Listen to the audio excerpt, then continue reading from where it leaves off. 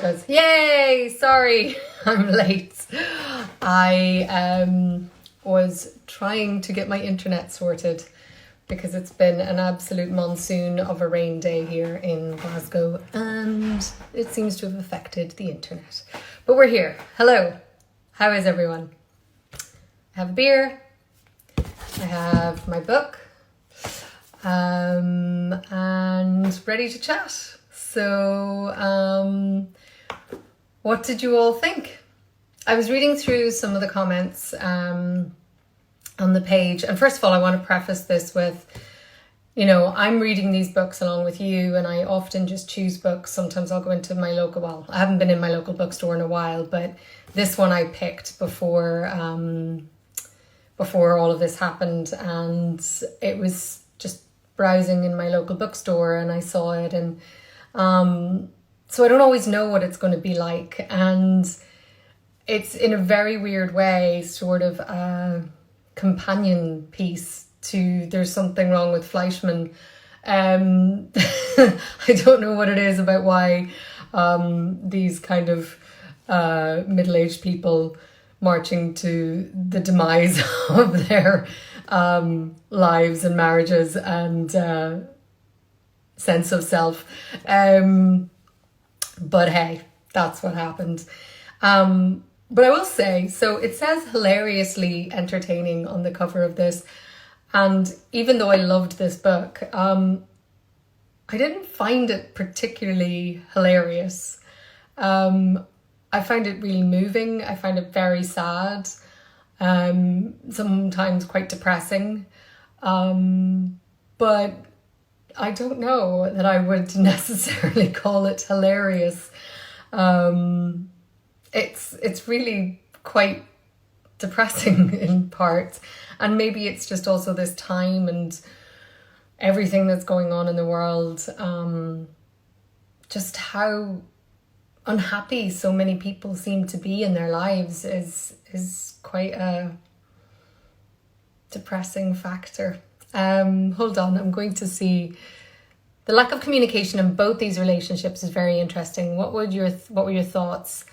I was depressed by some of the subject matter. Yeah, I mean, I think this is a recurring theme in everything. I think this is just a flaw with the human condition, is that we are not able to verbalize how we feel and what our needs are, especially the people that are closest to us. And, you know, I think that's why sometimes Melissa found it so much easier to talk to Damien, because he wasn't Michael, and you know, she thinks that maybe there's a connection there, but and I loved this whole idea of like, sometimes there's people you should not touch, that sometimes you can have these connections with people and sometimes sex just makes it so much more complicated.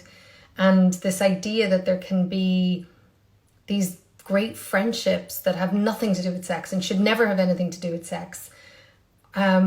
You know, it's such an important thing for us to remember. It's that you don't ruin things sometimes by crossing this line, you know. Not hilarious, very depressing and true to life, Lucas the cat. Yeah. I don't know, it's a funny thing. I did find it a little bit of a slow starter. It took me a little while to sort of find the rhythm or find the pace. One of the first things that I loved about it, though, was just all the cultural references and the music. And by the way, I've made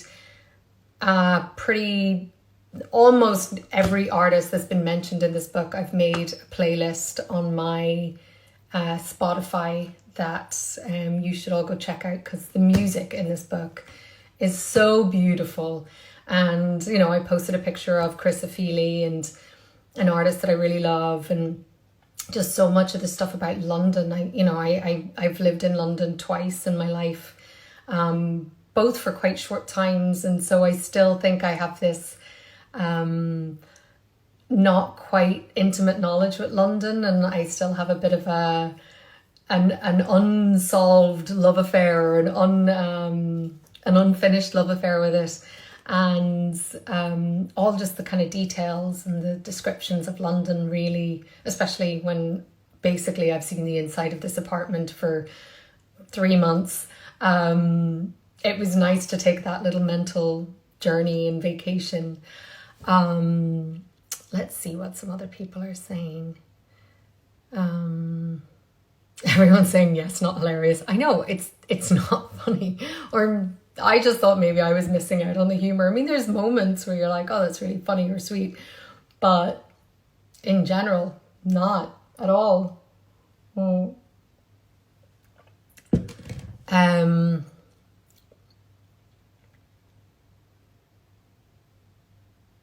Page 81. I love how somebody's like, page 81, go to that. Let's do that. So how do you get from that to this? Oh, yeah. It is so true. I mean, this is the thing. It's like relationships, as we all know, they never stay, constant. It's always this fluctuation of highs and lows. And that's why it's so hard, this idea of having two people commune and have their lives joined, two very independent, we're all so independent, and we all have our own different desires and needs and wants and, I suppose fantasies about what our life should look like or how it should be, and to try and combine that with another person, and not, because there's always things that you have to let go of, right? I mean, if you were just the master of your own destiny, you would do whatever you want, when you want, at any moment you want. But when you... Oh my God, there's a tiny little fly has gone into my beer. That is so gross. But it's not going to spoil my beer because it's just a little fly. But yeah, it's just like, I think that's what also the richness of her ability to describe that, right? To be able to get into Melissa's head. I mean, I think Melissa and Michael for me were the relationship that obviously she explores with much more depth, and I think she captured that relationship much clearer. I think Stephanie and Damien for me were a little bit less explored, at least Stephanie. I feel like she sort of described Stephanie as a very clear person, but no one's kind of that one thing. So I don't know, I loved the kind of way that she was able to sort of take Melissa's point of view and then Michael's point of view and see these two things and realize that really they're just two people who are looking for understanding and appreciation and wanting to be seen. That's a huge thing, to have somebody see you and understand and realize that Melissa's, and I see this with so many of my friends who've had kids, and it's such a difficult thing to give up your life and your ambitions. And I was watching that Michelle Obama documentary, and if you haven't seen it, you should see it. It's really, really good. And she talks about that, this thing of being a highly accomplished person, have worked so hard, have done all of these things, and then you have to give it all up for a moment or take a back seat. And I think that that's a real struggle for a lot of people. And I loved her descriptions of that with Melissa.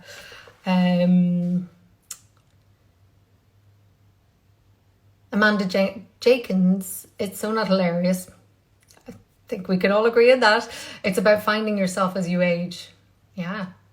I mean, that's the thing. Aren't we all so like... I loved that description of Melissa, like having this angel, and that she was so sure of it and so sure of her own indestructibility, or is that a word? I don't know. And we are, like, when we're younger, and it's like you feel everything for the first time and you experience everything for the first time, and it's all so visceral and potent and all of these things. And then, when you're going around the next decade or the next decade, it just, everything sort of loses its sharpness. And how do you... Oh, there's a good quote somewhere. Yes, I underlined this bit because it's... this is the Celt in me as well that loves these really the depressing but yet poignant statements. The the greatest challenge in life is not to die before we die. I mean, come on. Yeah. I mean, how do we not lose ourselves? It's so hard when we have so much stuff going on. There's work and there's life and there's all the stuff in society and there's politics and everything. And how do you retain your center? And how do you retain your spark and your zest for life and appreciation for life and remembering to, I loved that thing when she was talking about with Michael, and he was talking about how he didn't want to go to a certain country because it was too this or it was too that. And she was like, well, yeah, it's got these bad things, but then it's got like the waterfalls or the mountains or the sunsets. And it's that we shouldn't, or just to try and remember not to close the world off because of certain negative aspects, that there's beauty to be found everywhere. I guess I'm going to go for some more comments. Hi from Poland. Hi, Claudia. Pi. Very timely and hilarious. This is Nairi Dawn. Hilarious, not at all. Very timely and relevant. Reminded me of the time prior to my divorce and also how I felt while... Oh, I don't know how to read the rest of it. Okay. Yeah, I hope that it wasn't an uncomfortable read then. But I do think she really captured that. Now I am back. Sorry, my connection is really bad today. I don't know why in a city that rains so much, when it rains, sometimes it really does a number with the internet.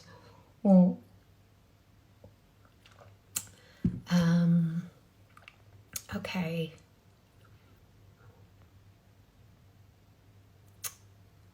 JJJ541 Judy found it rather sad as well. I agree.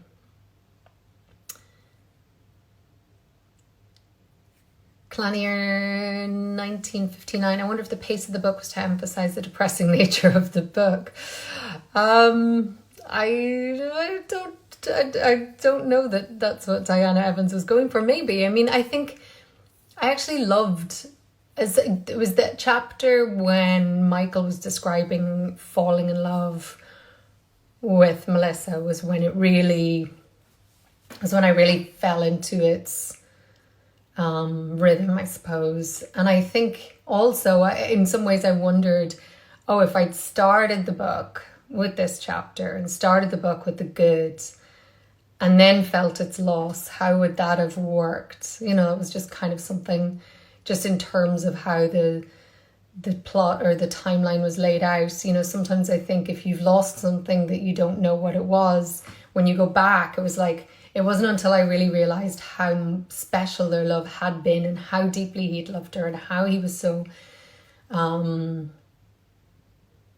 just blown away by her, that then it made it so much more tragic. Because I think unless you know what you've lost, it doesn't really have so much of an impact. So I think the book really came alive for me then, because I was like, oh, right, okay, so this is what we're dealing with. This is the kind of thing we're losing.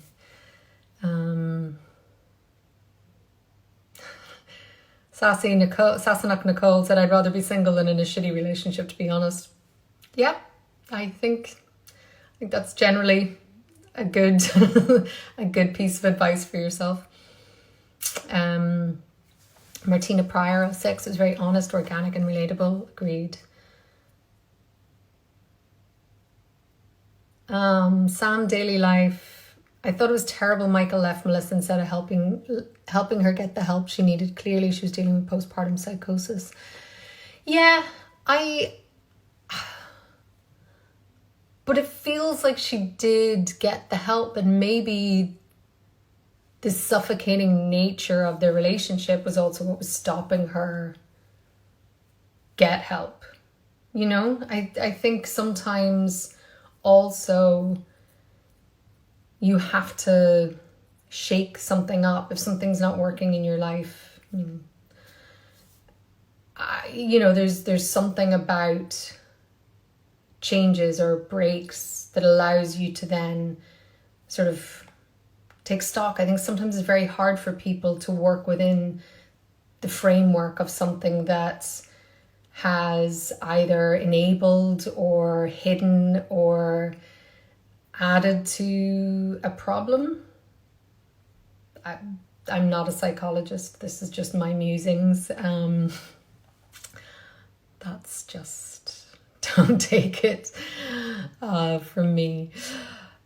Lovely narrative, yet a complex story about friendships, relationships, careers, kids coming into the picture, and how that changes your person as a couple. Not all relationships survive. That is true.